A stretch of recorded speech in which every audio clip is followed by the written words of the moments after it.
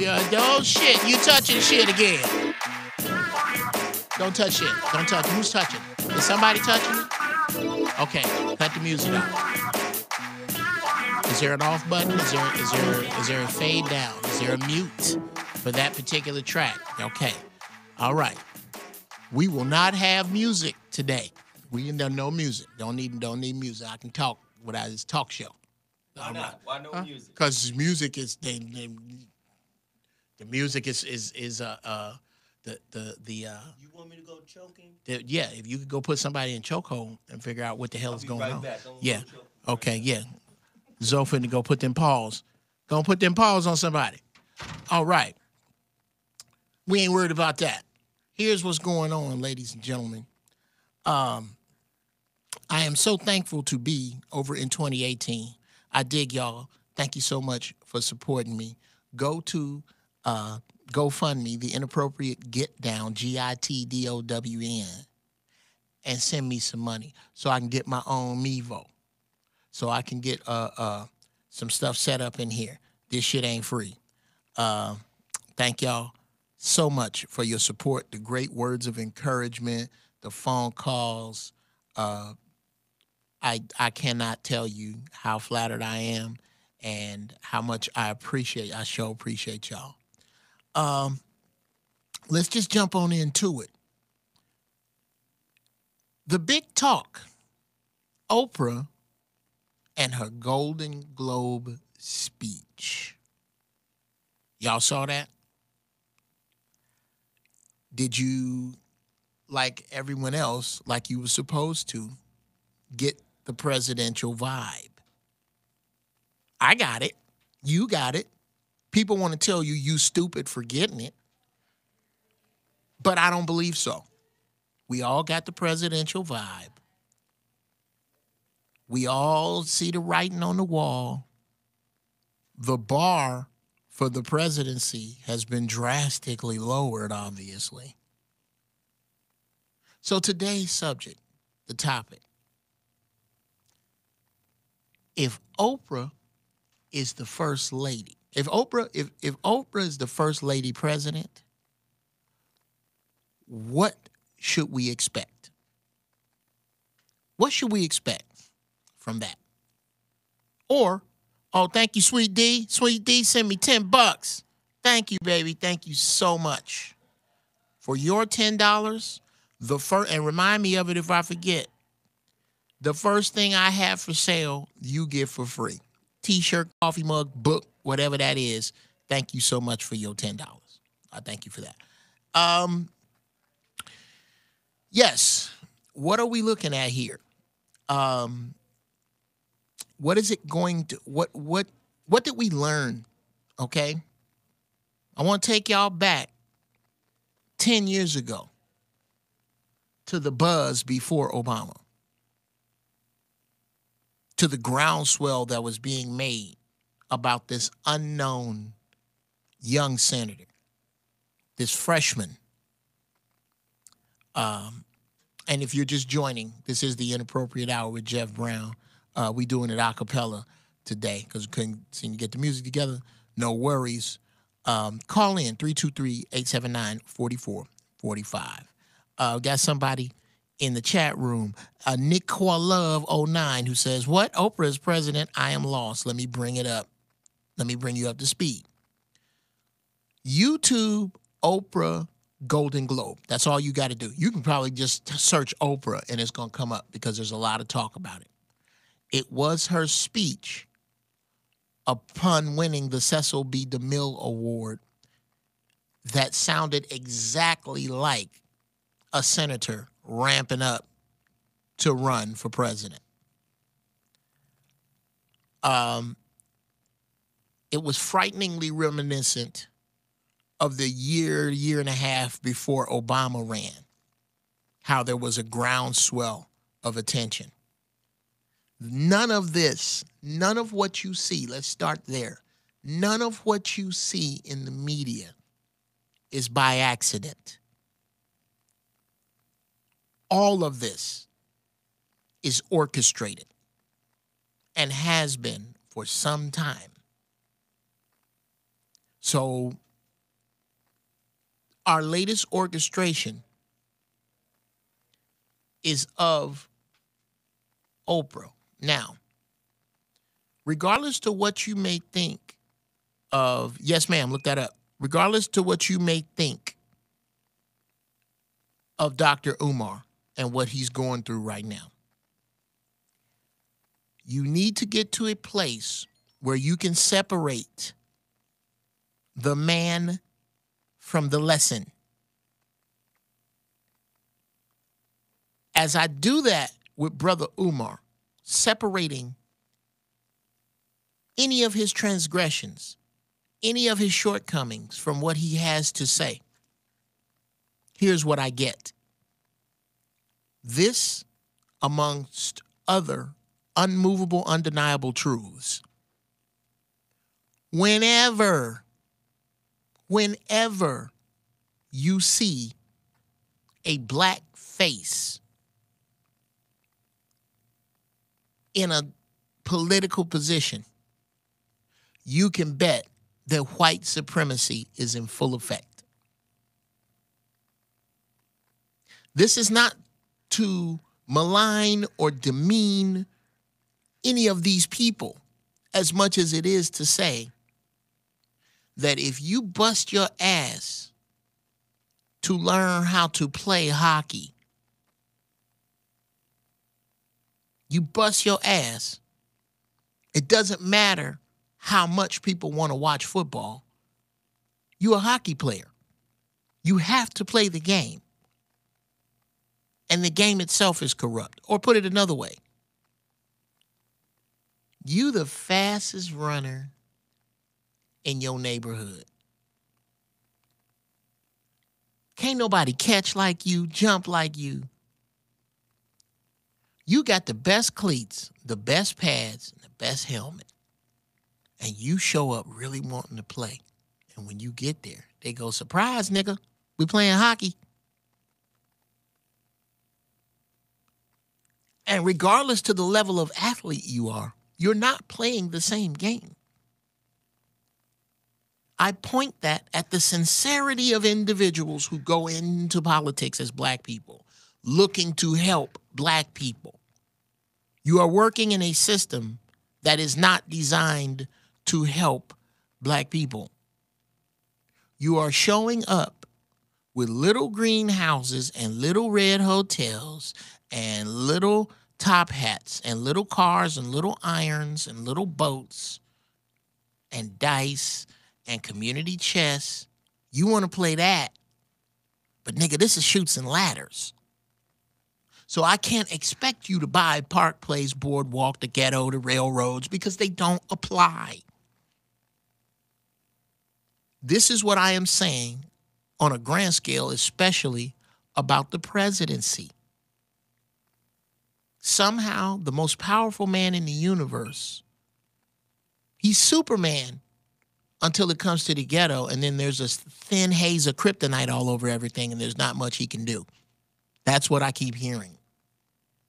My question to you is that if you were all excited at all by the concept, the thought of Oprah becoming president, why? Were you excited about Obama becoming president? Why? And where are we now?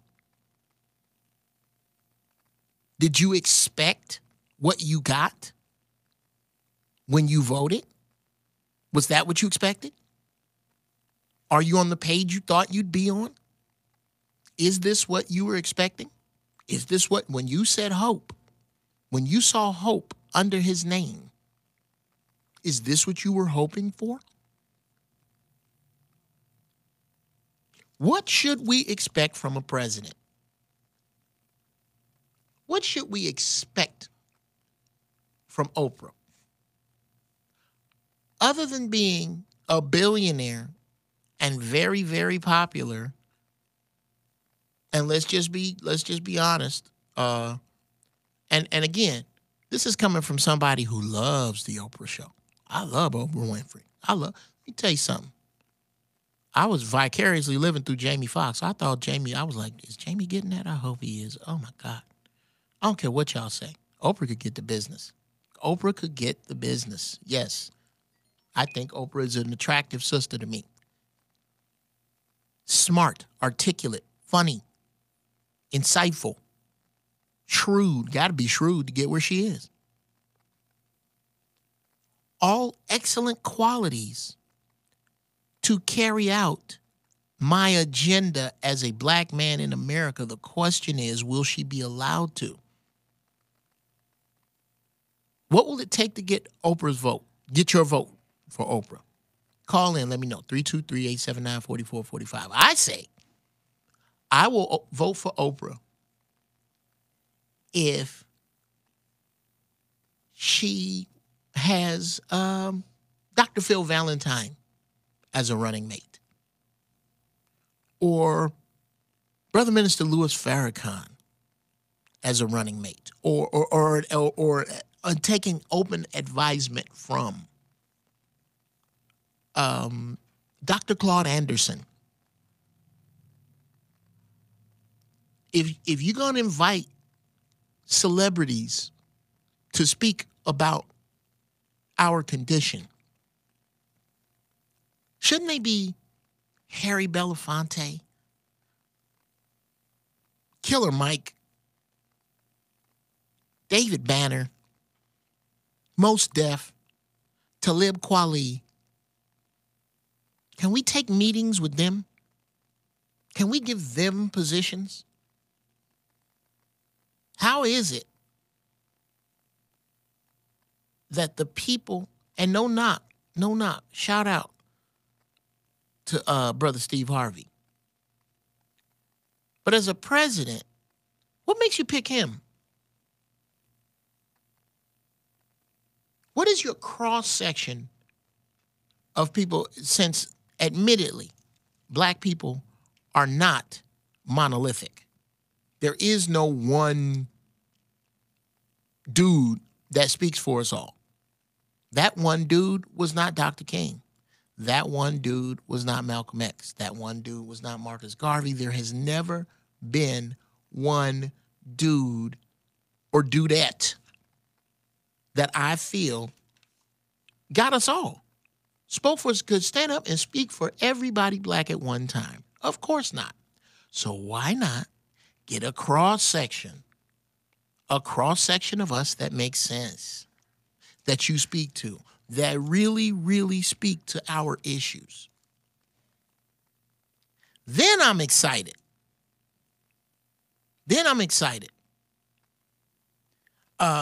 Anubis, I don't trust anybody going into politics. It's not the people I don't trust, it's the system. This is a system. Politics is a shit hill. And there is no way to climb to the top of this shit hill without getting some shit on you. They see to it. They leverage it because of this system, this concept, this way of living. This way of living is already eating itself. And unless and until it has finished its meal, politics, to me, is a low secondary answer to black people's problems. A very low secondary. There are so many other things that I think we need to do, that we need to ask of a politician, that we need to ask. If we're going to ask, if you're going to ask for my vote, what do I get for it? Other than coming down here and making an appearance at my church. And how guilty is the church in this? How guilty in the church is the church of corralling black people and making them vote for Democrats who do nothing for them, so much so that the Democratic vote is taken for granted? What they're basically saying is, black people, you're too fucking stupid to choose. That's what they're saying to you when they say, oh, yeah, well, Democratic, black folks vote Democratic. And again, As you guys know, I am no fan. I am absolutely no fan of politics as solutions for black people. I'm not. I'm not. I think politics as a solution for our problems is like thinking that a tuxedo is a solution for stanking. It's not. Soap and water is the solution for stanking. Then you put on the tuxedo. Politics is the tuxedo that runaway slaves keep trying to put on. And they're not ready for it. If you haven't had a bath in weeks because you running from somebody and you trying to make your way to safety and sanity, when you finally do reach that safe destination, I'm not saying you're not supposed to go to a red carpet event eventually, but nigga, don't you think you need a bath and a fade? What do you look like after weeks of not brushing your teeth and weeks of not washing your ass and weeks of running, weeks of not eating, weeks of not sleeping, jumping directly into a velvet jacketed tuxedo with some velvet shoes and a bow tie and going to a movie premiere?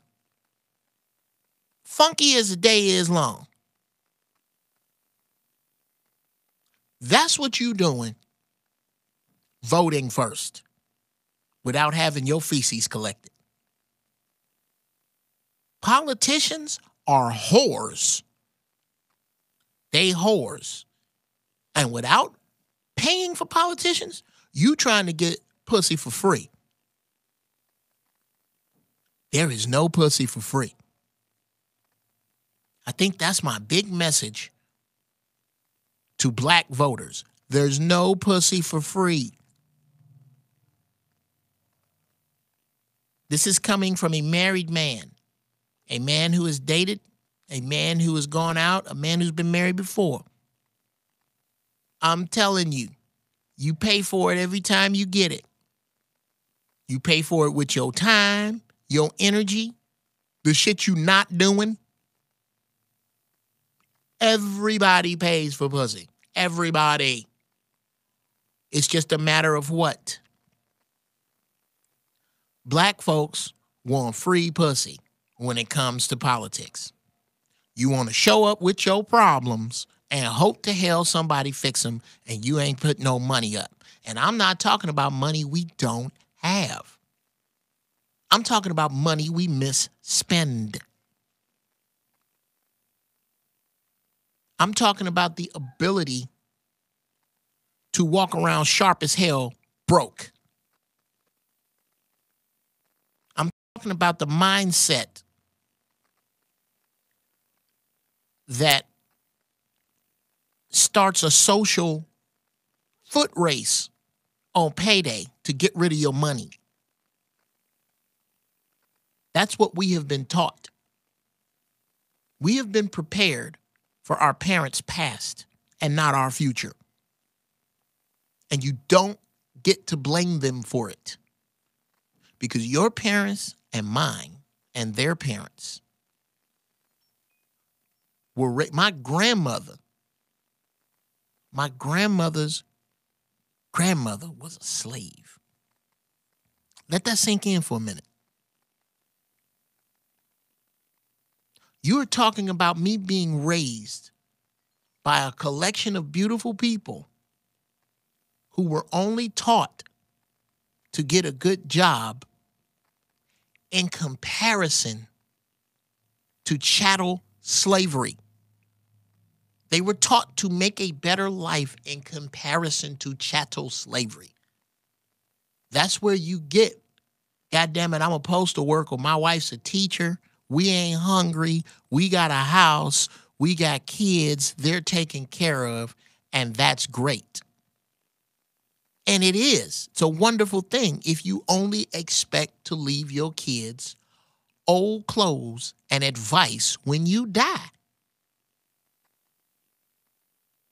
We are not trained. We are not programmed. We are not set up to leave anything behind but memories.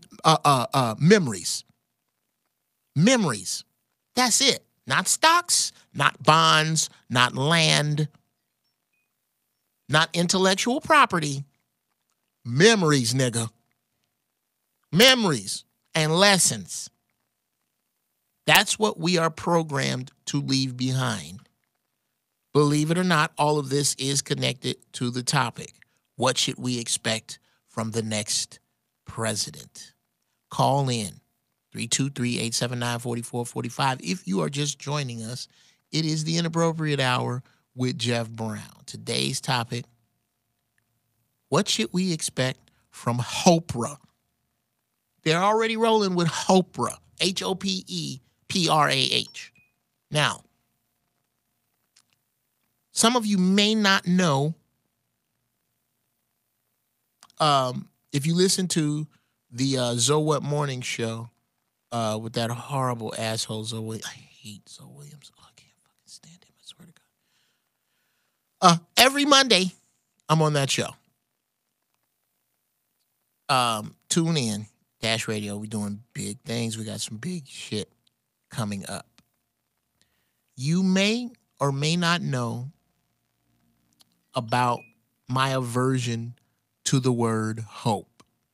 Hope is a dirty 4-letter word in my house. My children are not allowed to use it. Hope implies that whatever is going to bless you is outside of you. I sure hope whatever you put in that blank has nothing to do with you. You sound foolish when you hope on yourself. I sure hope I get up on time tomorrow morning. Well, motherfucker, get some sleep and set an alarm clock. I sure hope I do my homework. I sure hope I get my work done. You sound foolish when you hope on yourself. Hope is that bullshit. Hope is that bullshit. Replace that word. Hope has failed you, black people. You know how many slaves went to their graves hoping slavery would be over? Do you know how many slaves Harriet Tubman? Thank you, Quentin. Quentin R1 just sent me $5. My man, thank you so much for that. You too, sir. Get and remind me of this. As a matter of fact, let me write you down. Let me start writing down. Let me get another spot in my book, and I'm going to call it the Free Shit Crew. Free Shit Crew. Okay. Let me see.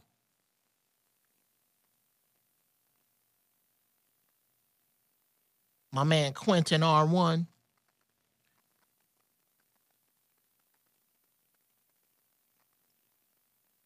You get a free something. The first thing I do for you is free. When I get my t-shirts rolling, you get a free t-shirt or coffee mug or book. Whichever one of them come first, come to you free, Quentin, for that $5, pimp. Thank you so much. And you too, lady that gave me some shit earlier. I got you too. Now, where was I? Yes. Replace the word hope with the word plan. Plan. Plan is a much better 4-letter word. How many slaves do you think Harriet Tubman would have freed if she was hoping she could have got it done? She didn't know it. I don't know if she knew it, but in my head, she didn't know it. But what she was really saying was, fuck hope. Here's the plan. Massa go to the Jamboree once a month, and he get drunk off his ass. On that night he get drunk, that's when we gonna leave. That's a plan. Now you can sure hope Massa get drunk. You can sure hope he drunk off his ass and he sleep hard. You can sure hope them dogs don't work or wake him up. But here, let's replace the hope with the dogs with a plan. Let's give these dogs some of Massa's liquor tonight. We gonna make sure they fucked up and got a hangover in the morning. We gonna damn near kill these dogs with this fucking liquor. That'll give us an extra few hours head start. That's a plan. Hope ain't worth a fuck without a plan. We have been hoped over into crack, AIDS, Uzis and AKs in the hood. We done been hoped into welfare. Okay? Fuck hope, because hope is fucking you. Do not, the next time, don't trust anyone who brings you the word hope without even a sniff, a whiff of the word plan. Red flag number 1. Hope has already been attached to Oprah. I don't care who it is. I don't care if it's Oprah. I don't care if it's whatever candidate. You have a right to ask your presidential candidate what he plans specifically, intricately to do for black people specifically and intricately. You have a right to ask and to demand.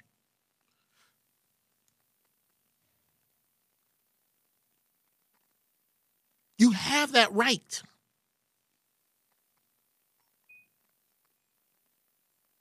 Red flag number 2. Whenever you hear the word change attached to nothing, it means worse than nothing. When you hear the word change attached to nothing, that means some bullshit is on the way. When I heard this is what made me, what red flagged me with Donald Trump more and respect Barack Obama less. When Donald Trump was running for office, there is a YouTube clip of him. It is hard to find, but it does exist. When Donald Trump was running for office, he said, black people in the ghettos got it hard. And I plan to do something about that. At least he said it directly. We could not even get Obama to use the word black for 8 years. Check.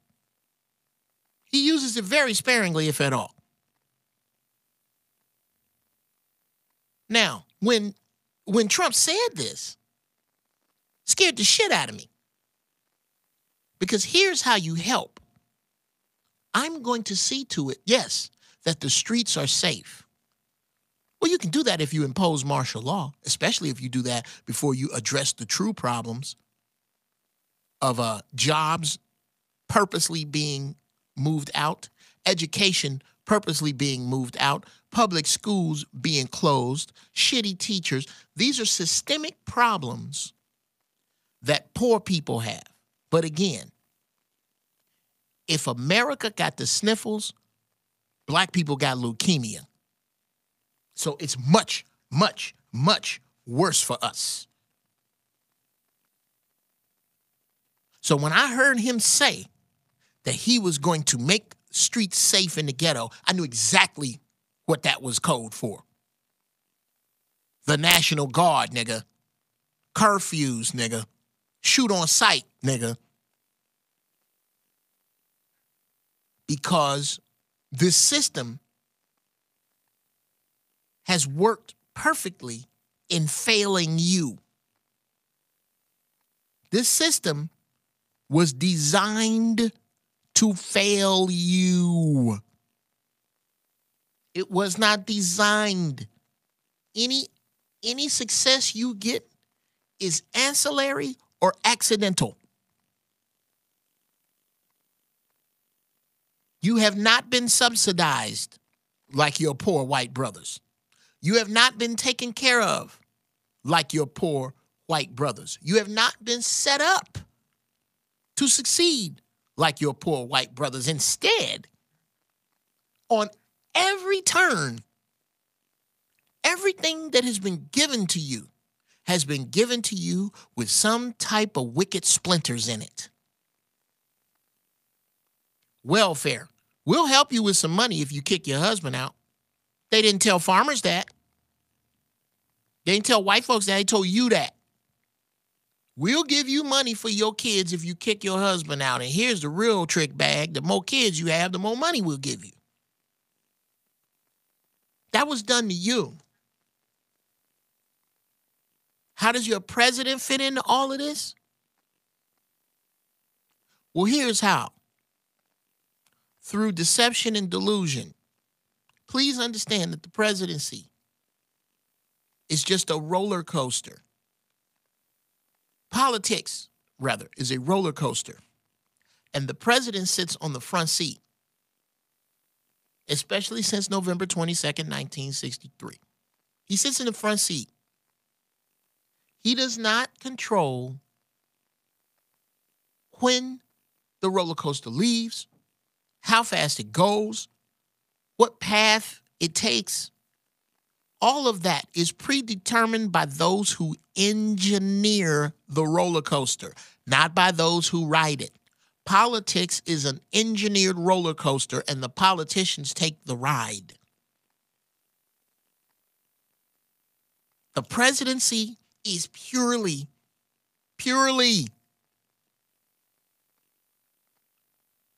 a contest. It is a popularity contest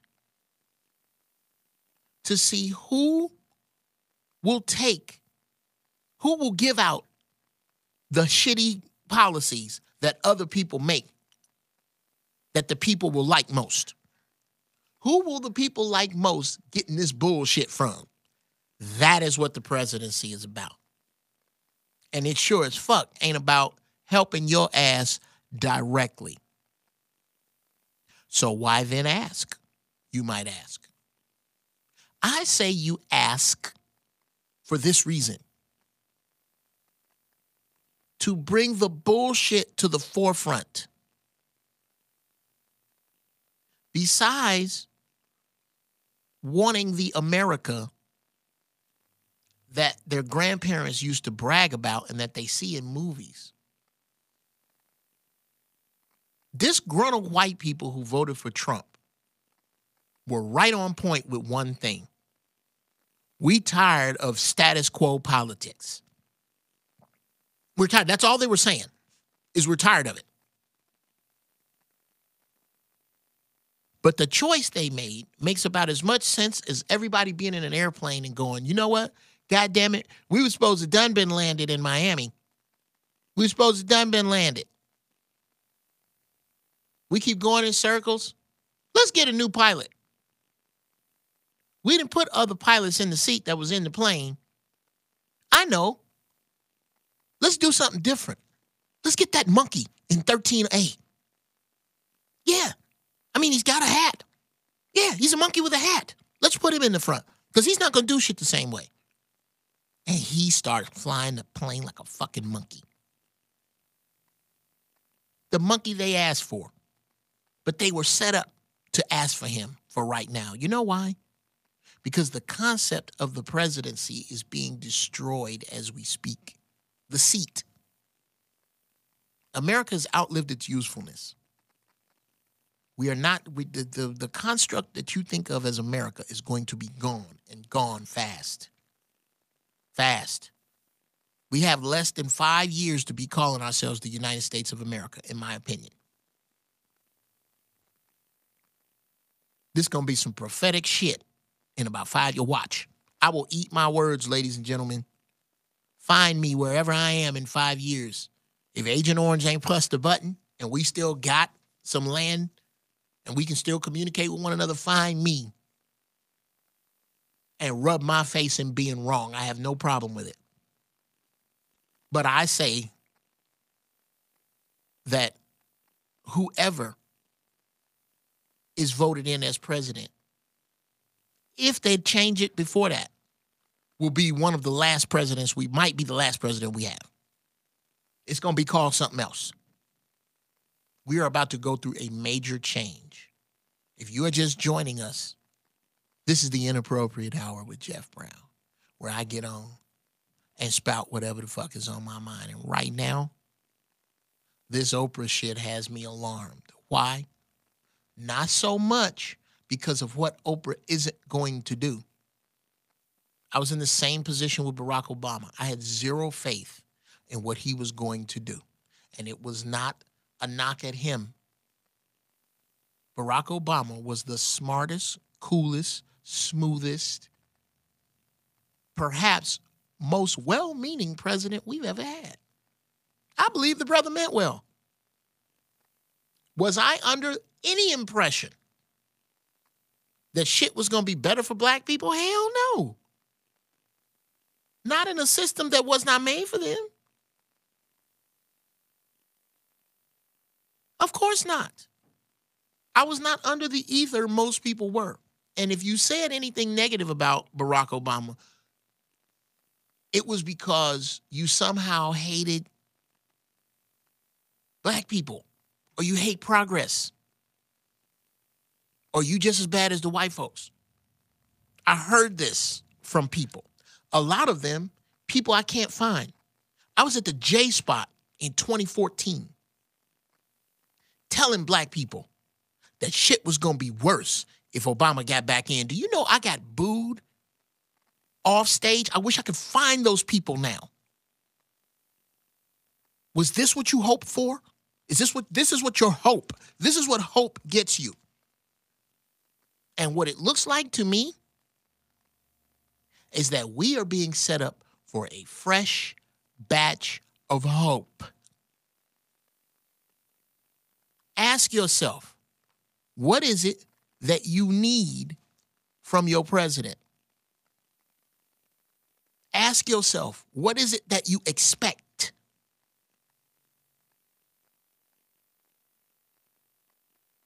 For those who tell you that the president is everybody's president, and whenever you hear all or everyone or all inclusive or we all need to, understand that is speak for fuck you niggas problems in specific. We're not fucking with you niggas problems specifically today. We'll fuck with gay people's problems, Latin people's problems, blind people, folks that can't walk, see, hear. We got them. You niggas though, that's an First off, we don't know how to give you 40 acres and a mule. Second, we're certainly hoping that you ignore the slap in the face that 40 acres and a mule was in the first damn place. We're hoping you never come to grips with the fact that the 20th and 21st century socioeconomic system was set up by American chattel slavery. We're hoping you don't look at that. Don't look at none of that, because if you do, all this shit unravels. That is the string on the flag, on the American flag, that unravels it. What you owe black people. We can't really look at that. So we'll include you into some shit that really don't belong to us. If you really want to get down to it, it really doesn't even belong to us. We took it because we fucked over some other people earlier. And we really not trying to let you black people know that those other people we fucked over, you were here before them. We're not going down that road. So to those people, ask them not from a standpoint of what I'm doing for myself. Let's take it for granted that I am trying desperately to better myself. Let's take that for granted.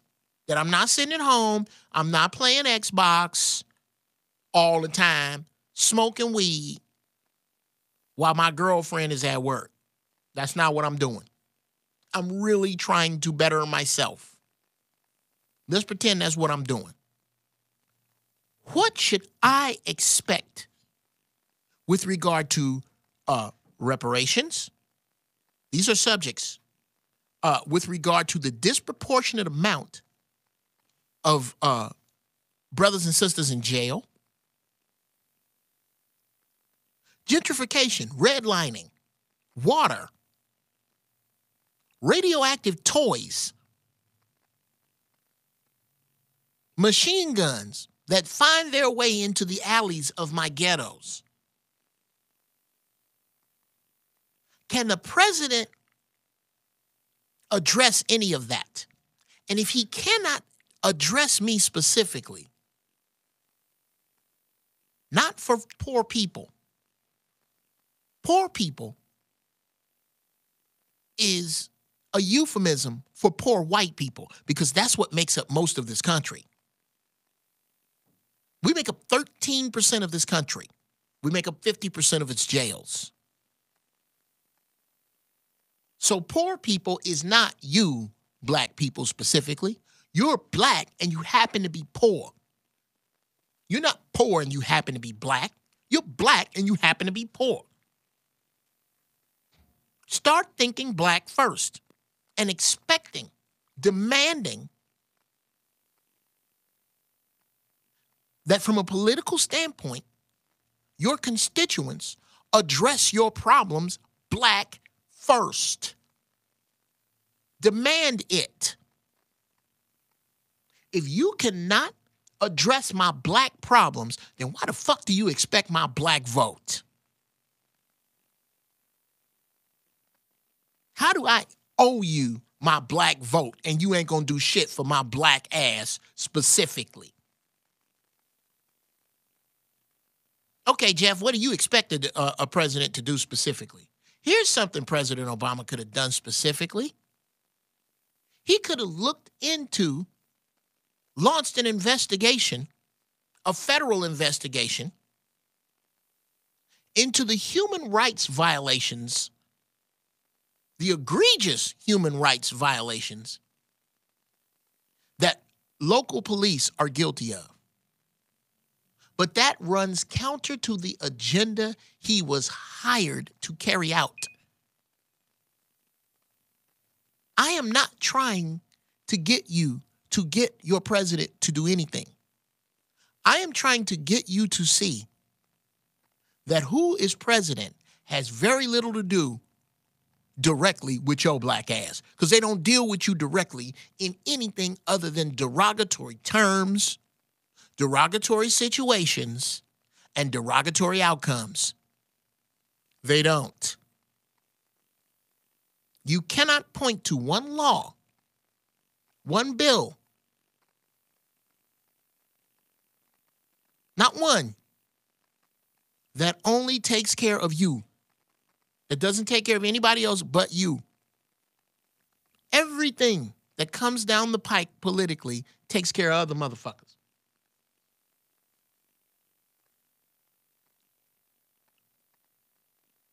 I'm going to take a break now and go get me some water. And while I do, we got some music for my break there.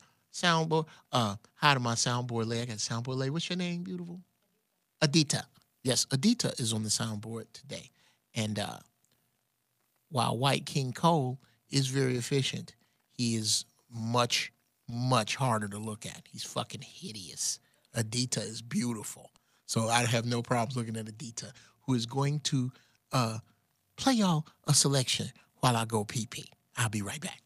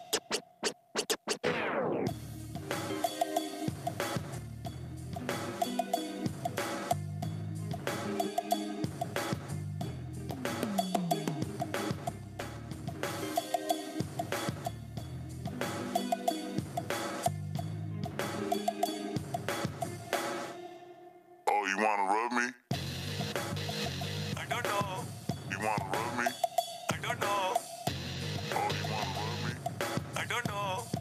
I don't know. I don't know. I don't know. You wanna rub me? I don't know. I don't know. I don't know.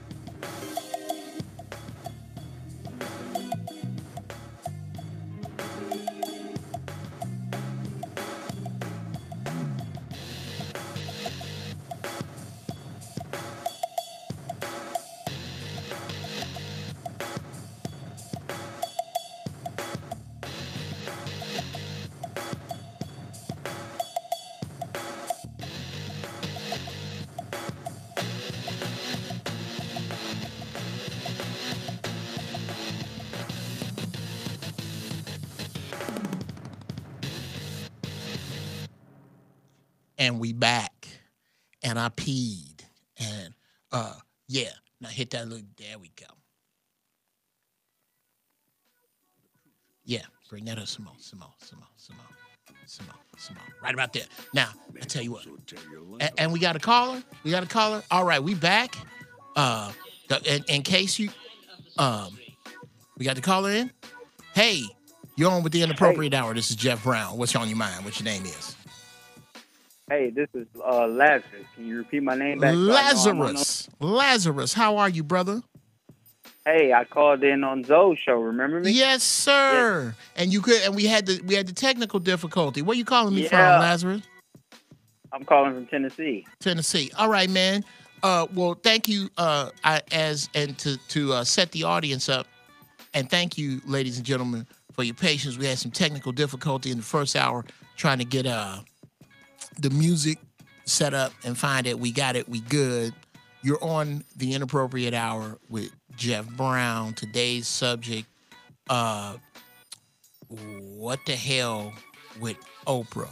And is she running? And what should we expect from her? But before we get back into that, or maybe we're going to slide over into that, Monday on my brother Zoe's show, across the hall, we were having some technical difficulties with the phone.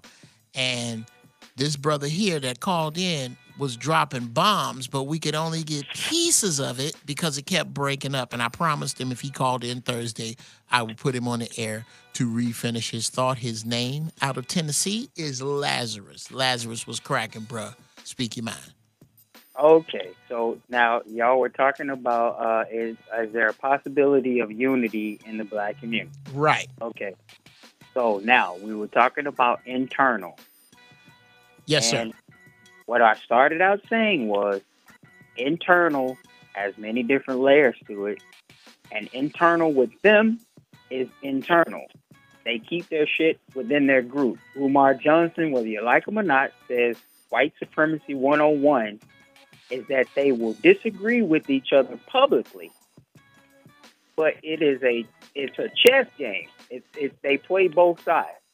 So they will be all on one accord, in agreement with each other, but they'll get on their news shows and their media shows, and they'll let you see them disagreeing with each other.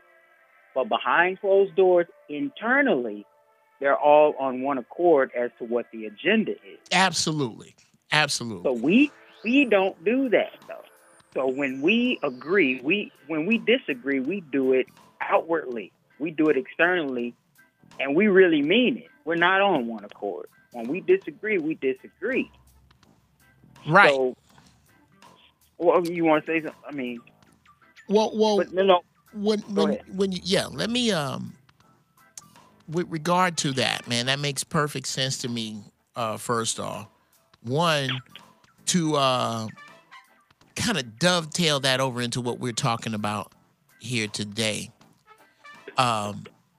Black people have got to learn how to argue with the same uniform on.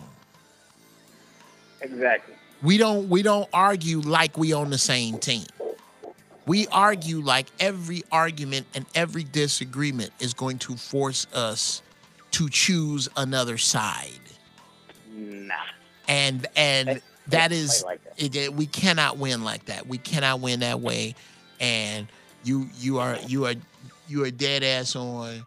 And I appreciate you. I appreciate your call, bruh. Was it because it's a game? Well, one more thing now. Yes, sir. 'Cause you promised me that I would be able to talk about it. So, Yes, sir. I mean, and I'm not going to be long-winded, but I'm going to end it but because that's how, like, the Rothschilds and people like that, they play both sides. It's called controlled opposition. So they get us with symbolism and controlled opposition. Okay. Now, I will move over into the Oprah thing. Because there's talk of her, like, running for president. What people don't know is that they knew that Barack was going to be our president before we even knew who he was. Absolutely.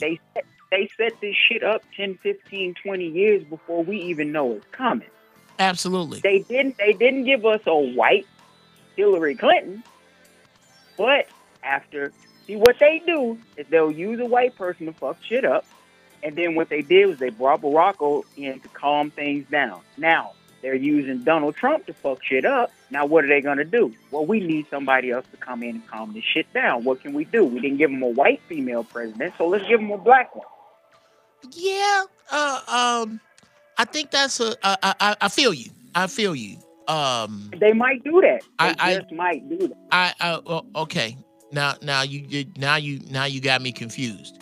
Either you believe they are or you don't. Now, where are you? Okay, you saying they might do that, or they are, or they're not? I'm gonna need. When I say they might do that, is that they take the temperature of the people. Oh, absolutely. Absolutely. They take the temperature of the people to see which way they want to go. If Donald Trump doesn't fuck it up too much like George Bush Jr. did, then you don't need to bring in a Barack Obama. Well, you can still get your evil shit out under yes. a George Bush. You don't need to bring in a Barack by taking the temperature. Then you don't need to bring him in. Okay. But if while wearing the Donald Trump mask, you fuck shit up so much that there's anarchy on the horizon, then you may need to put that Oprah Winfrey mask on and bring her in, or just whoever, just a black woman or a woman. Okay, stop right there. Stop there for me. Stop there for me, because there is something you just said that I do like: the concept of a mask. Okay, yeah, that's what I'm first off, I think it's a gross oversimplification to say, and I feel where you're going. Who fucked up and how? Who do we get to fix the other person's fuck ups? Sure, I get that. But what I don't, where we part company, is in the moving of the road, the plan that is in place being able to be deviated from because of the unrest of the people. I don't believe that.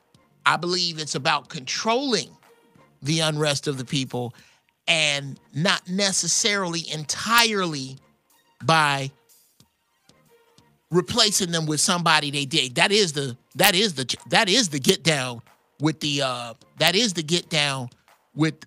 the concept of the presidency in its entirety. Yes, that we and Lazarus, brother, I thank you for the call. Always, no, don't be a stranger. Call in to both shows. I think that is a strategy with regard to keeping the water temperature, so to speak, of society. You know how you put the frog in the water and turn the water up slow? That's part of turning the water up slow, is who is or isn't president. But I think our outrage is gauged. I think that's what that whole clown thing was. Remember when they put the clowns, when you start seeing clowns everywhere antagonizing people? I think that was an experiment to see how much shit motherfuckers will take before they snap, in which areas and what demographics. Where do people snap so we know how to do this next shit we finna do? I really believe that that's what that was about. I believe shit is far more orchestrated than we are led to believe is abstract. We're led to believe that this shit is abstract. I believe it is orchestrated. I believe that in this next orchestration, that's where I'm at. In this next orchestration, I'm trying to get as many black people to go into it, eyes open, as humanly possible, and understand that just like Barack, Oprah's not going to change the national anthem to Flashlight. But you can still ask. We have a caller on the line, another caller. Welcome to the Inappropriate Hour with Geoff Brown. We talking about Oprah in the White House. What your name is, what you go by. What up, Uncle Geoff? This is Darnell out that Tuscaloosa area. Darnell out of Tuscaloosa. What's cracking, brother? How you feeling? Nothing to it. I got a question. Yes, sir. I got an answer. It might be, I don't know. The only group of people in the world that has a leader or a person ahead of us that don't look like us? No. There are many places where the leader don't look like the people that's there. Many of it, especially if you go to Africa, there's plenty of countries where the leader don't look like them. But I get what you're getting at. But from a demographic standpoint, and that's a heavy question. From a demographic standpoint, we only lead the country in horrible areas that we could control. Woo! We lead the world in horrible areas we could control. Crime.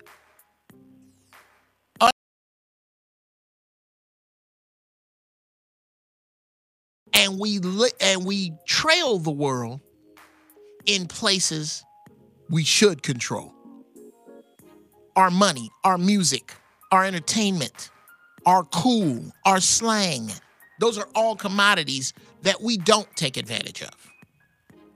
So you saying we number one in entertainment, but and we don't control none of that. Creative side, we don't create nothing. I see what you're saying. Oh no, we create a bunch. We don't control any of it. Oh, okay. We create a bunch. So what I'm getting at is that we don't make up a bunch of the demographic. I'm talking about specifically black people, not people of color. Oh, Whitey is outnumbered. When you start adding up by his particular definition, without one drop of black blood, Anglo-Saxon. I'm sitting over here across from me is a gorgeous board operator who is not white by white definition. Adita is not white. She ain't black, but she ain't white. When you start counting the people that are not black but are not white, white folks get outnumbered. We cannot expect as a nation to be represented alone. And I'm not asking for that. What I am asking for is a unity that comes from within that has nothing to do with what's going on without. That has nothing to do with who's the president. I don't give a fuck if we have a black president. I don't. I sincerely don't care. There are so many things that have happened positive for black people in the history of this nation that did not have specifically to do with black people doing it. The Penn Quakers, very instrumental in helping black slaves. The Underground Railroad, when Harriet Tubman stole them slaves, she took them to white folks' house. There are many things. Father Flager out of Chicago is not black. There are plenty of things that are done for us with other faces. So I don't care that the president is black. What I care about is this bullshit that he's Superman until we need him, and now everything in the hood is sprinkled with kryptonite and he can't help nowhere. That's my issue. So do you think David Banner was on something? Do you think we should create our own flag to fight up under so we stand for something? Absolutely. So they'll know when they see that flag, oh, they stand for this. Absolutely. It's kind of confusing with the U.S. flag. Nobody know what we stand for under that flag. They like, what is y'all a Christian? Is y'all a Muslim? You get what I'm saying? That's a great idea. We don't idea. have no principle, like you said, or we don't have nothing, no value for what we stand for. And I feel like that's why the rest of the world look at us as at the bottom, because they like, y'all don't even know what y'all stand for, so how can we respect y'all? Wow. Brother Darnell, I thank you so much for your call. I'm going to take that. I'm going to respond to that this way. Here's and callers, if you're on the line, please hold. I'm going to get to you, I promise. The definition of a sucker is a person who respects a person, place, or institution more than that person, place, or institution respects itself. Nobody wants to respect black people because they don't respect themselves. Those people who don't, those nations who don't, those entities who don't, those corporations who don't, those companies who don't, are all fearful of being suckers. So we don't know what we stand for. And shout out to my man David Banner. Most of what David Banner says, I haven't heard anything he said that I disagree with. So yeah, I'm down with a flag. The flag I have tattooed on my body is a Confederate flag, but it's red, black, and green, which means for me, it identifies my love for the South. I too have Southern pride. It's just a little different. My pride is for the slaves who had the guts to run away. The ones who said, fuck you, I'll let you hang me before I do this. The ones who endured their families being broken up. The ones who slit Master's throat in the middle of the night that you never hear about. I'm very proud of those people in the South. We got another caller. Inappropriate hour. You on with me? What's your name? And what the fuck is on your mind? Oh, and where you from? And what the fuck is on your mind? Who this? Hello? What it do, Geoff? What's going on? What it do, Geoff? Who is this? Man, it's your boy No Filter 318. No Filter from the 318. What's cracking, bruh? Man, I'm just feeling everything you're saying. Okay, now you just speaking the truth, you know what I mean? I guess that these people here just need to step out their comfort zone and just really just speak what it is. Absolutely, brother. Absolutely. And stop hiding the truth from themselves and their own people. And now when you say the 318, where is that? Shreveport, Louisiana. Shreveport, baby. Okay. Yeah, okay. That's for real. Yes, sir. Well, okay, brother No Filter. Are you aware of what I'm talking about with Oprah? Have you seen the Golden Globe speech? Right, I seen it. Okay. What did you think as she was saying that? What was your vibe on that? I said, whoa, here go Oprah again speaking. I know she's a good speaker. She just sounds like a real good speaker to me. I didn't get caught up in no hype thinking like, oh man, she'll be a good person for president. That ain't crossed my mind. That didn't cross your mind at all. You took it at face value that it was just a deep speech, or it was a decent speech. Okay. She kind of understand what's going on somewhat. Seems she kind of in tune to some things. And I said, okay, well, I see she kind of aware of something. That's good to hear that come from Oprah. She always speaks well, but it always been rumored that she'll be a good candidate for a president, but that ain't never just crossed my mind at that moment with that speech to say, man, that's why she ought to be president. Right. What do you think makes a good president, in your opinion? Someone that's loyal to themselves and loyal to the people. Whether they cause going against the grain or whatever, you got to be loyal to the people and loyal to yourself. How about it? A lot of people loyal to themselves, but they'll still be disloyal to the people. How about it? Well, thank you so much for your call, brother. It was nice to talk to you. Please do not be a stranger.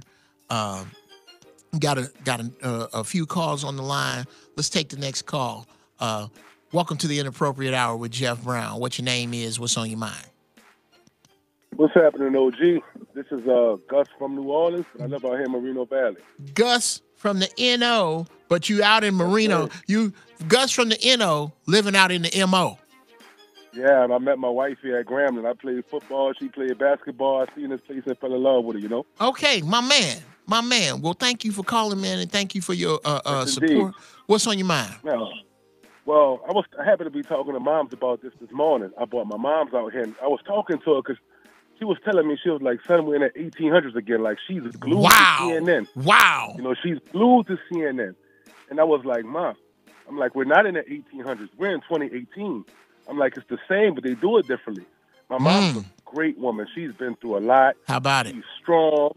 But the thing about it is, you know, being a strong Christian woman, when it comes down to it, when she doesn't have the answer, she reflects back to everything God has taken her through, and she just says, I won't let nothing take my joy anyway. It doesn't matter. That, you know, it's not that deep, because she feels like no matter what, sorry to say, one day the clouds are going to open up, and if not, when she closes her eyes, she's going to heaven, so it doesn't matter. I try to explain to her, like, to your grandkids, to me being 33 years old, I understand that the older generation, you know, like you said, they're kind of coming off a different, you know, I come from a community when I grew up. I rode bikes 3 neighborhoods over. Right. These times, I don't let my sons go past the corner. Wow. You know, it's different times we live in. And I understand that she can't understand totally, like, the depths of the treachery and the deceit that the government plays, because she still has a belief that if you work hard and you do the right things, good things will happen. She doesn't totally understand that it's like a 1,000 dominoes. Us arguing about gender, us arguing about race, us arguing about all these things are just one of 1,000 dominoes that have yet to fall. And the one thing that remains true, like you said, once white folks understand they're in the same boat with us, there's going to be smoke in every city. But my mom, she doesn't see it that far. And it's not just moms, it's other family members I try to talk to who are not necessarily knuckle draggers, or, I'm sorry for being long-winded, but No, who are go not ahead, brother. necessarily like knuckle draggers or anything, but they are not conscious. They're good people. They're aware there's some bullshit going on, but they're not conscious of how detailed white supremacy really is. They Absolutely. can't fathom the thought. Absolutely. That people Okay. sit around planning to keep their grandkids in bondage. Now, brother, couple questions. That's very good. Okay. One, if I may ask, what is your mom's age? My mom's 59 years old. Okay, yeah. Your mom, you're right. Your mom represents the tail end of a particular thinking. Of that thinking that in such an oppressive situation, with so much stacked against them, the only way for them to survive was to think that way. They had to think that way to survive. What happened was nobody switched that generation's thinking off of survival mode. And in fact, we were in danger of another generation being stuck in that survival mode thinking until, and I submit to you, until Donald Trump took office. Mm-hmm. And you are forced to think together, forced to move together because of the bullshit that is being unleashed. So she had to think that way, brother. You can't, and I'm going to tell you this, and then I thank you so much for your call. Appreciate it, big brother. Yes, sir. Gus, I thank you so much. Please keep calling in. Do not, you say, you know, she's a good person, but my family is good people, but they have this thinking. Please understand that conscious and unconscious lives outside of good and bad. Your consciousness level does not determine how good or bad you are. It determines how effective or ineffective you are. So you cannot just say, well, my people are good people, but their goodness has nothing to do with it. They're either aware or they're not. They're either on your page or they're not. And if they're not, you have to love those people from a distance, but the people you get down with have to be on your page. We got another caller. Caller, Thank you for calling the Inappropriate Hour with Geoff Brown. What your name is, where you calling from, what's on your mind. Speak. Hi, Geoff. This is T. Walker. Hey, T. Walker. What's going on, mama? How you? I'm all right. How about yourself? I'm good. Where you calling me from? I'm calling from Chicago. Oh, my city. Where you at? Where you at? Right now I'm at work in the city, but I live in Cal City. Oh, you live in Cal City and you work downtown? Mm-hmm. Okay. Well, I don't know what your status is at work or how you like your job or not, but if you need to get fired in order to collect unemployment, just turn my shit up for 30 minutes and you will be in human resources if that's what you need. If not, because I hear you laughing low, so you calling. I said that's you got the work voice on. So what's on your mind, mama? I know you can't stay long. What's up? Well, I was just wanting to say, I don't think that we commit the most crime. I think that white people manipulate the statistics to say per capita, meaning in a particular place. No, they're committing not a crime, but because their population size is so big, they think that it's okay for them to do that. I'm sure. I was trying to look up the crime stats, but unfortunately I couldn't find them. You don't need them, I mama. have them out here for you. You don't need them. You don't need them. Yeah. It's here. Here's it. Most crime is motivated by poverty. Absolutely. Not by ill will. Not by Key Step just gave me $10. I love you for that. You on the first free shit list. Yes. I'm putting people who donate today. Whenever I have a product available, that first product is free to them. You don't even have to have exact statistics other than this. The 13th Amendment of the Constitution. We make up 13% of the nation, 50% of the people behind bars. The laws for dope get us bigger sentences. That's it. We can start with them. We can start fix that shit. Fix that. But the reason that's not being fixed is because slavery has taken another form. It has taken the form of the inmate. And and in order to you can get rich, T. Walker. You can get rich without suffering.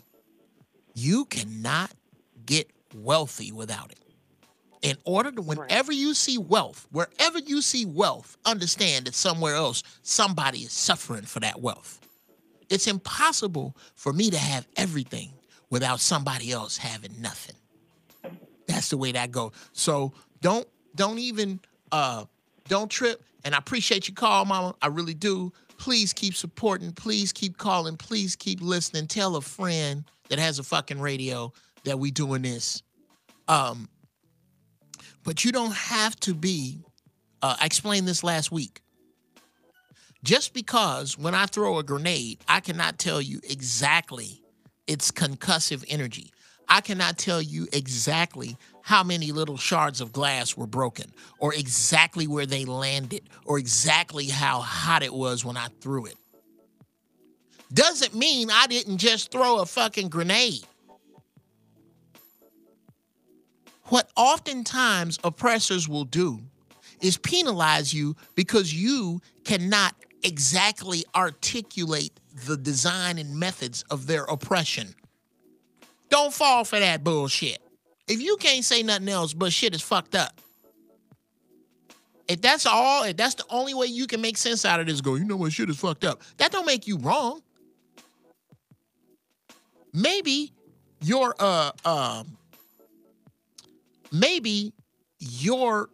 gift is not articulating what's wrong. That don't mean you shouldn't point it out. You shouldn't speak up. Call into the show, 323-879-4445. What's up, Beats Gordy? Call in. What makes Oprah a good president? Now, I know I got a bunch of fucking subversives for fans. What makes Oprah a good president? And what do you think other people think when they say or they get behind Oprah for the presidency? And again, y'all know, I don't give a shit about politics. Not first. That is not our first stop. I don't even focus on people in politics because they can't be told shit. They love this game. They think they're a part of it. They can't be told shit. Like black Christians. They can't be told shit. So I don't bring it to black Christians anymore. And I don't bring it to political people anymore until they bring that shit to me. When you bring that shit to me, you're going to get the fuck out of here with this bullshit. I'm going to hit you with this shit, and I have yet to get the answers that I want or that satisfy me. We got another caller. Maybe this caller can help me out. Caller, welcome. Thank you for calling the Inappropriate Hour with Geoff Brown. What's on your mind? What your name is, what you go by. What's up? What's going on, man? Can you hear me? Yes, sir. Who is this? Man, this is Lawrence D. I'm calling out of the Bay. Lawrence D. calling me out of the Bay. What's going on? Where you at in the Bay?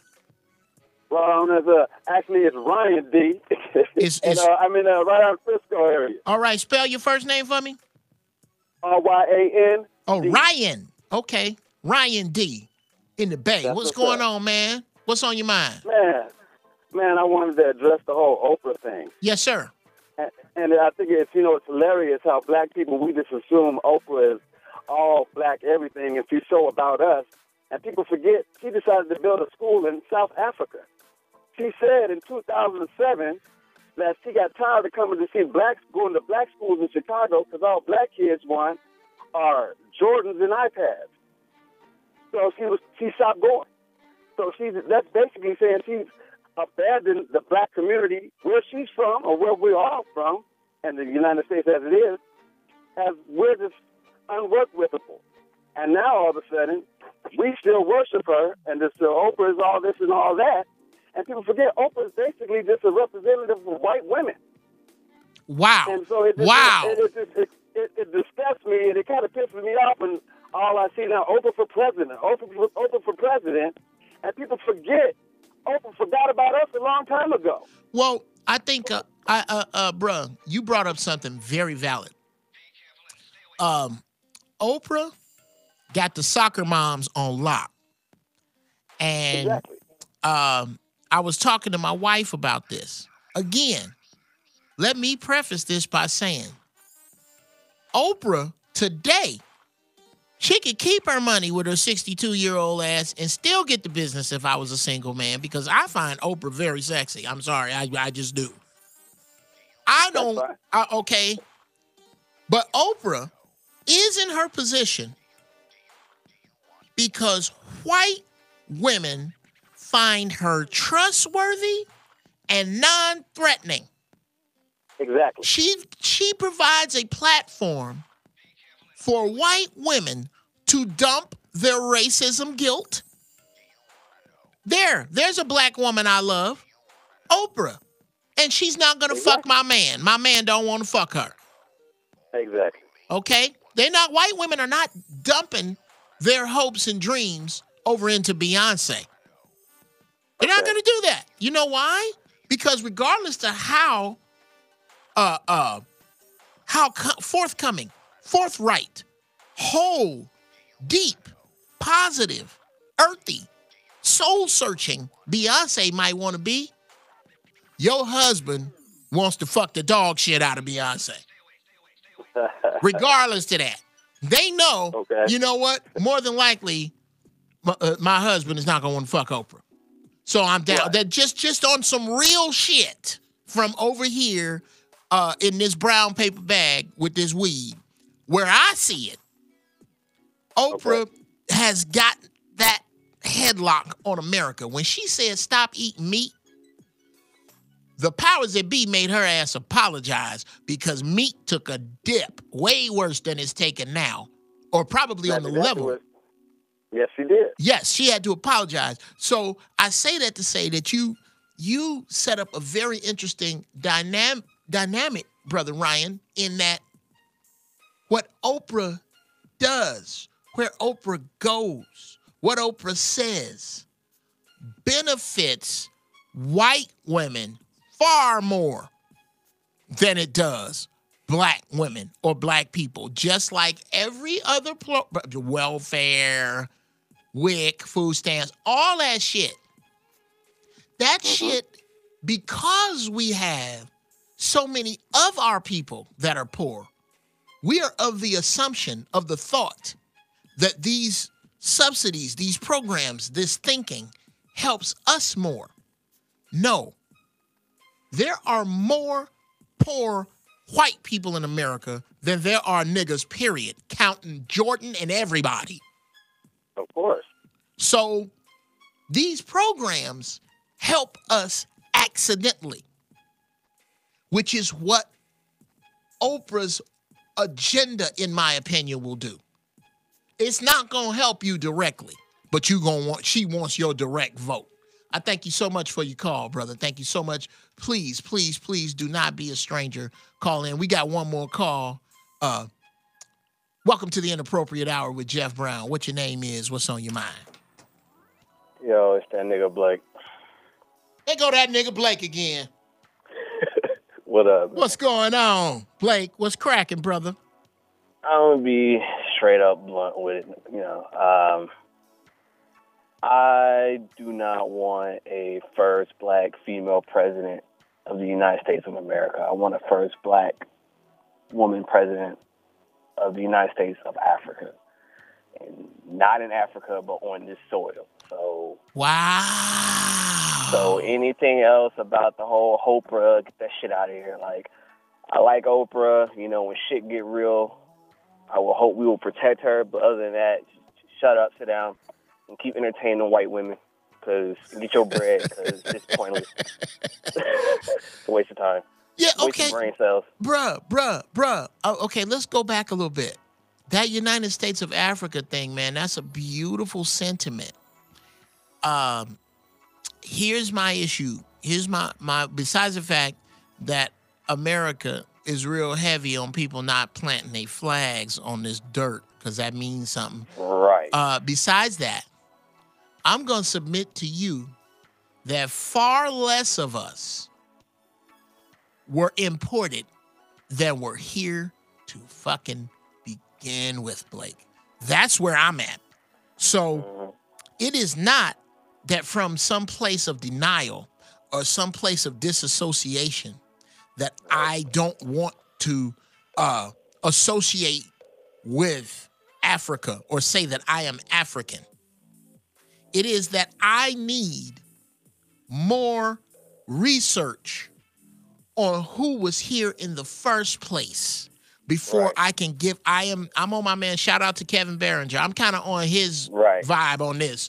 It's a lot less of us shipped here than y'all saying, and we were here in the first fucking place. So you're damn right. So to displace our flag and make our flag that represents us about somewhere else, I'm not entirely down with that. And this is to say, this is coming from a person who will own some property in Africa, who plans to retire in Africa. I forgot to. I'm letting the cat out the bag. I'm getting the fuck out of here. I hear that. Yeah. So, but with that said, I don't feel like I'm going back. I feel like I'm leaving from when I go to Africa. Well, here's the thing, though. Like, my thing is, I don't really vibe with the whole Africa is our soil. This planet is our soil. How about it? How about it? We were first here. We created all this shit. And, I'm not trying to, have this ego, which both of us, men and women, got a huge problem with our damn Tariq and Umar, to the women twerking about voting Roy Moore out. We need to act like the creators of this earth, and we need to move like it. So whether we want to build there or not, the point is I need some real black leadership, and I need some real black empowerment, and I need some real black, just real black everything, man. Okay. Well, where did you, that's right. You out here in LA, right? No, I'm in Texas. Oh, you in Texas. Okay. I got some good news and some bad news for you, Blake. Which one do you want first?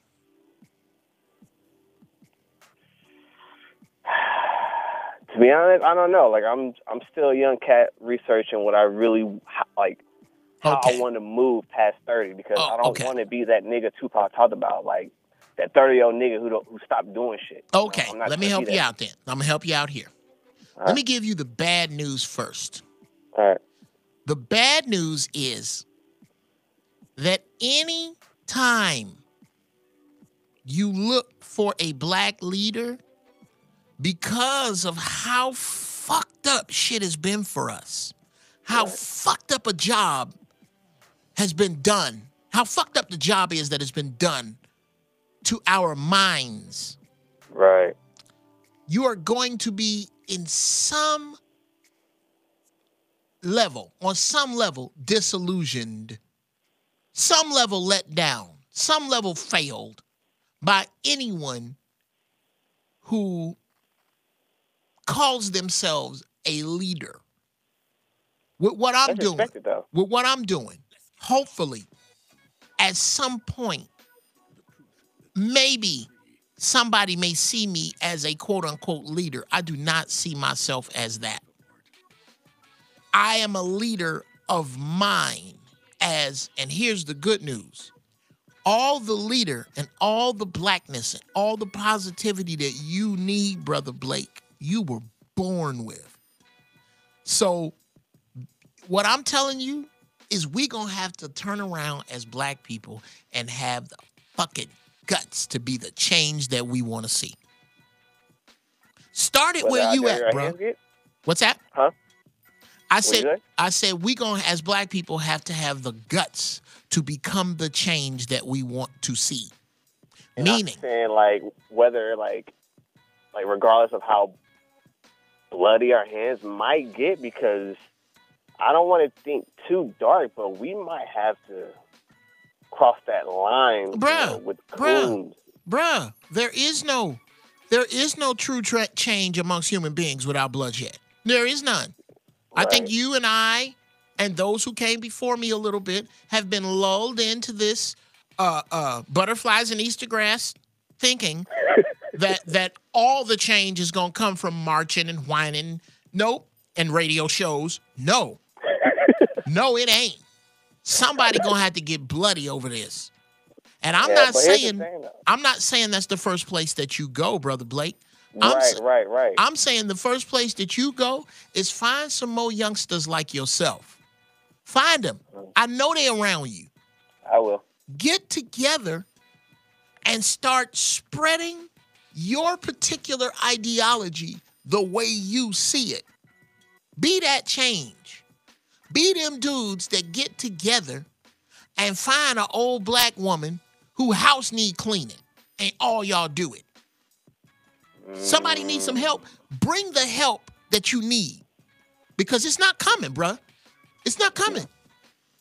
Unless I do it. Unless you do it. Brother Blake, I thank you for your call, man. Don't be a stranger. Feel free to call in next week. We got another one, ladies and gentlemen. Thank you so much, all y'all, for calling the Inappropriate Hour. Who's on with me now? This is Geoff Brown. What you thinking? Hello? Oh, I'm off? Hello, yes, sir. You are on. Who is this? Oh, what up, man? It's Los from Nashville. This is who from Nashville? Carlos. Carlos from Nashville. What's going on, brother? What's cracking, baby? I'm good, man. It's scary that in 2018, man, people still think that whoever the president is going to change their circumstances.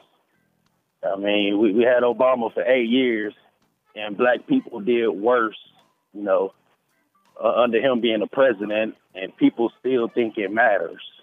And I mean, I know most of the people probably listening understand that, whoever the president is don't matter, but it's like the mass of people really still think it matters. Oh, of course. And bro, I'm gonna tell you who I want you to watch. Watch the Asians. Asians are notoriously, specifically, demographically, systematically accountable. You can look it up statistically. They are the lowest demographic in voter turnout. Do you know why? Because they don't give a fuck about who's in office. They practice socialism inside of capitalism. Inside of Yes, sir. prime example. Okay, goddamn it, you right down there in Nashville. Carlos, I know if it ain't you, it's your mama or your grandmama or your auntie that got a beast barbecue recipe. Somebody got a barbecue sauce recipe that you know that's killing. I know how to make chicken, ribs. I got a hellacious barbecue sauce.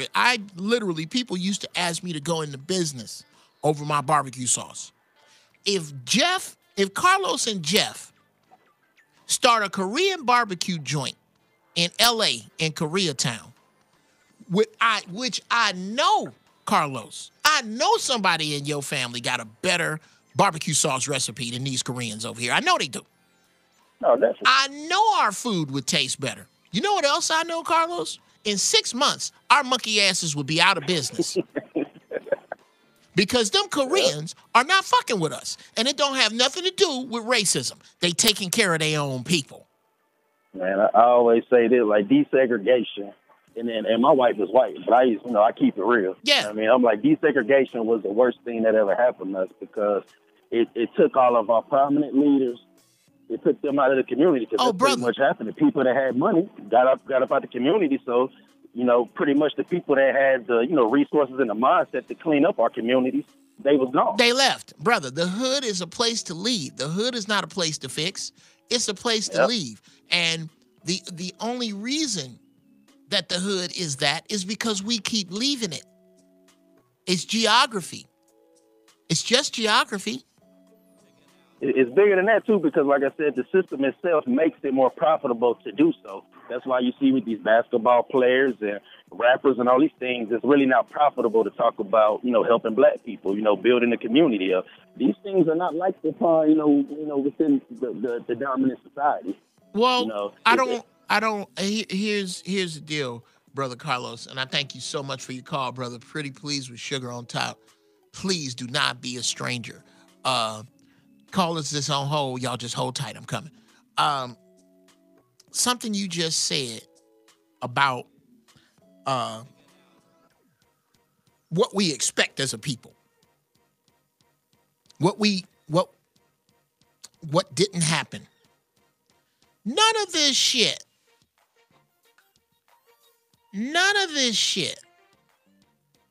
is ever going to come from outside of us. Here's why. There is a system, a working system in place that demands an underclass. It demands an underclass. These motherfuckers can't stay real wealthy unless you stay poor. That's the get down. But nobody really wants to look at that. We got another caller. You're on the Inappropriate Hour with Geoff Brown. What's on your mind? Hello, Geoff. Yes. Can you hear me? Yes. Who is this? All right, Geoff. This is Dave from L.A., Wilmington, California, to be exact. Again. Dave, what's up, man? Out there in Wilmington, I get over to the pickup part, man. I'm putting together a old Jaguar over there. That's where I'm at, Town, California. I know where you at, pimp. What's cracking? All right, so I want to speak on, so I have a question. I don't want to get into the Umar and the Dr. Boyce Watkins and the Tariq Nasheed thing because I don't like it too much. But my question to you is, now when you sit back and you watch all types of other cultures, and we can even take it back to like gangster movies and stuff like that, it seems that every culture has a pecking order. Okay.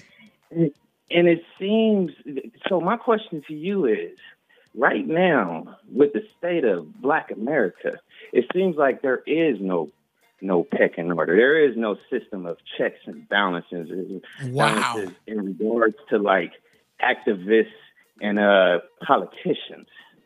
My question to you is, are we insane to continue to carry on this way? And is there any hope for us without a pecking order or some form of structure? Okay, that's excellent, man. That's an excellent question. believe it or not, I think part of the reason that there is no pecking order is because systematically we've gotten rid of most of the peckers. Okay, you niggas killing each other. They in jail, they dead, they strung out. We took your leaders and then we mock you for being lost. I don't think that this particular pecking order that you're discussing is going to come about without a separate thinking.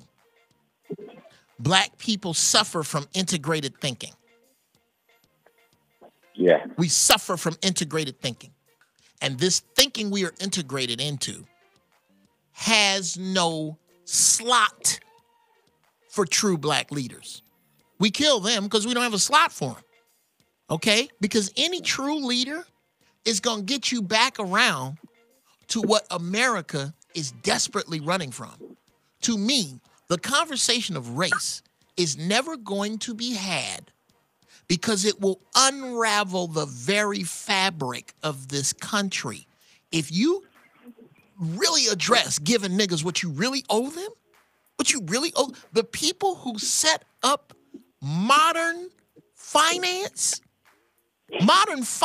was set up on the backs of your ancestors, Dave. How are we going to give you 40 acres and a mule for that? We don't even know how to give you 40 acres and a mule.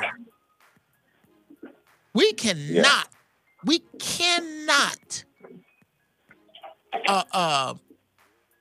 approach from there, from this concept of we gonna help us and fuck with them. Yeah. We have to separate ourselves and get ourselves together. So yes. Yes, sir. In respect to brothers like Minister Louis Farrakhan, it seems like he's the best person that's doing it. It seems like he's the top candidate for the job. Man, look, and here's where which job? Well, I'm just talking about as far as a voice and representation. Now, I do understand that everybody has objective opinions, and I understand that everybody has a different approach to going about getting what quote unquote is owed to us or what's deserved to us. However, we have a problem with the divisiveness. Like, if I feel like this now, okay, Obama was the best guy for the job, but he probably wasn't the best guy for the job. I think as a consensus, we can all agree, or maybe not, but most of us would agree that this man might be the best guy for the job to represent us. To represent who? To represent who? That's his Black America. Oh, to represent Black America. Yes, here's where here's my exact thinking, because I thought you meant as president. Louis Farrakhan would be a horrible president. Because Louis Farrakhan, first off, in my opinion, he gonna come in and put brakes on the bullshit immediately, effective immediately. So he gonna show Donald Trump how to be Donald Trump. Exactly. So his agenda does not fit with the America is a corporation. The leader of the corporation, the CEO of the corporation, is beholden to the stockholders. Louis Farrakhan is not going to be beholden to those stockholders. Now, as a leader of Black people, his record cannot be denied. You cannot deny the scope, the thousands of brothers whose lives have been changed after they left prison because of Minister Louis Farrakhan. Yeah. Now, the problem becomes here. Here's my only issue. Organized religion of any sort. I'm not talking about God. I'm talking about the concept of organized religion. Right. That is where you get pushback from Christians. That is where you get pushback from factions of Muslims and atheists, is that they're going to push back against where he comes from, because most of where he comes from a religious place, regardless to how much sense it makes. Regardless to how much sense it makes, you're going to always find some Jasper-ass shade tree house coon that because he calls himself a Muslim and speaks fluent Arabic, they're not going to be willing to follow him because of that purely. So they're going to be able to ignore the Muslim schools that he has started, the jobs that he has created, the brothers that he has stopped from going back to prison, and the methods with which he has done that. I personally do not believe that all of that falls under religion. And I thank you so much, Dave, for the call, man. Pretty pleased with Sugar on Top. Do not be a stranger. Always feel free to call into the show. There are people who say Brother Minister Farrakhan is a fraud. He's a sham. He's a scam. Fine, if that's your thinking. Here's what I say. I never, ever weigh a man against his message. I never weigh a man against his message. You get in trouble when you start demanding that the man be as pure as his message. You can't. You can't.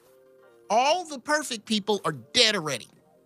If you got to take your shit from perfect people, you're going to have to wait till you fucking die. Everybody on this side of the earth is flawed. I said this on Politically Incorrect. I was on the Politically Incorrect show that was supposed to air. Said to Felicia McCrae just sent me $10. I'm going to put you on the list, mama. You're on the free shit crew. Felicia McCrae, member of the free shit crew, you get some free shit as soon as I make some shit. Or finish some shit. I'm in the middle of making a bunch of shit. Anyway,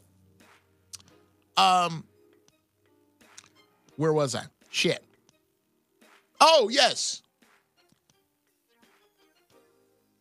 I was on Politically Incorrect, and it was supposed to air September 11th. And somehow I got, and this happens to me all the time, whenever the subject of Minister Farrakhan comes up, I wind up defending him to detractors as if I am his bodyguard, and I am not. I'm not even a Muslim. I'm just in awe and in profound respect of this man. I'm not a Muslim. I am not fit to be his representative. What I will say is what I said there. People who are detractors of Minister Farrakhan, he's called a race baiter, an instigator, a Jew hater, an anti-Semite. He's accused of killing Malcolm X. And let's pretend all that's true. Let's pretend for a second he's all those things and that he killed Malcolm X himself. Question. Is he wrong? A few questions. Is he wrong about black unity? Is he wrong about not eating pork? Is he wrong about not smoking cigarettes? Is he wrong about protecting your black women? Is he wrong about protecting your black family and putting your interests first? Is he wrong about Jews in the slave trade? Zazzy99 gave me $5. $5. I will take it, Zazzy99. You are a member of the free shit crew. You get some shit for free, Zazzy99. Thank you so much. That $5 means everything. Is he wrong? What is he wrong about? Those of you who have a problem with who he is, fine. I will give you each and every one of those problems. I will pretend that all of I agree with everything you say. Yes, he is all that shit. Ask me. Answer my question. Is he wrong? And if so, about what? And if you cannot find anything that he is wrong about, what in the fuck is in the way between you and taking what he is right about and applying it? This is what I say to people who tell me that I am wrong about voting. What am I right about? What am I right about? What is Randy Sargent gave me $10. Randy Sargent, welcome. You too are a member of the Free Shit Crew. Yes, sir. It is coming your way. I thank you so much, man. Wow. Do I thank y'all for this? I think it is so important as we go into the end of the show. This one was a little bumpy, but we made it. I think it is so desperately, desperately important that we stop looking for the answer outside of us. It just plain old ain't. The answer is not outside of us. And that is my problem with the concept of putting our hopes in a particular president. We just can't do it, people. There's no one else, no one's coming. You are stranded here in America, and no one is coming to save you. No one. Your answer is you. God damn it, your answer is you. We all have to be the change. There is no leader. The information is out there. You know where the information is. Go do something wrong. But do something. Go do something that's not exactly on the money. But do something.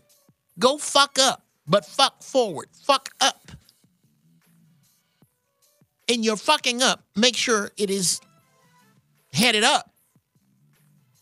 Don't be afraid to fuck up. I'm not. I'm not afraid to fuck up. I'm going to fuck up again. You have to fuck up towards something. So go start something in your communities. Go be this thing. Find a vacant lot, buy it, and start growing some groceries on it. Fuck up. Put together some men that go and talk to young boys and try to get them to do what they need to do. Yes, Zometheus, fuck forward. Whoops, we did it wrong, but we did something. Now that we know that that's wrong, fix that and keep going. But this sitting around waiting, and I wish Oprah all the best. If that's what she want to do is run for president, they going to make her president because that's what they did. It ain't about her running. They tried this a popularity contest. If they put her in the popularity contest and she win, fine. What I'm talking to, who I'm talking to is you. Do not vote without getting something and knowing exactly what you're getting for your vote. I'm not going to vote. I'm telling you right now, I'm not voting. I don't give a fuck. I got other shit I'm doing. I'm not standing in no line. I'm not encouraging it. Here's what I'm encouraging. Stop eating red meat. Stay away from animal protein. Look into voodoo. It's yours. It's not evil. Look into voodoo. It's not evil. Find out about yourself. Find out who you are and where you really come from. You really come from here. Find out. Curly Broussard, the last person to give me $10 today, I think, or while I'm on the air. You in the free shit crew. I thank you. I bless you. I am so happy to have taken this ride with you today. And I hope I said something that puts you in the gear you need to be in. I hope I made sense on some level. I hope I touched you on some level. Keep thinking. Keep pushing. And push somebody else. I love you. And I will see you in 7 days.